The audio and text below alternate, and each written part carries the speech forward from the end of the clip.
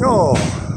14. päivä syyskuuta katsotaan selvitäänkö Kangasalan uimahallista hengissä, että näyttää aika Simpsonin kohtalolta, että voi tulla rakennus niskaan, eli tässä vaiheessa jäähyväiset ihmisoikeuksille, jos tämä talo tulee niskaan, mutta kokeillaan nyt uida Kangasalan uimahallissa. Kuntavaaliehdokas Tampereelta testaa Kangasalan uimahallin tarjontaa rakennevia mahdollistaessa mahdollisesti hengen lähdön. Ollaan yhteyksissä, jatketaan katsasteluja. Eli tuommoisella rakennustyömaalla, mikä tuossa ympärillä on, tuossa on jytätty teräsrakenteita maahan, niin on kumma, jos ei rupea rakenteet naapuritaloissa romahtelee. Se on moro.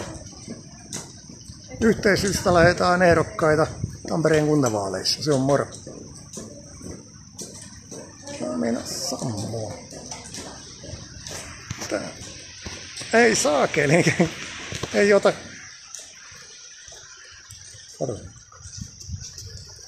Sammu. Onpa Huaweiin kiinalaispuhelin 2 vuoden käytön jälkeen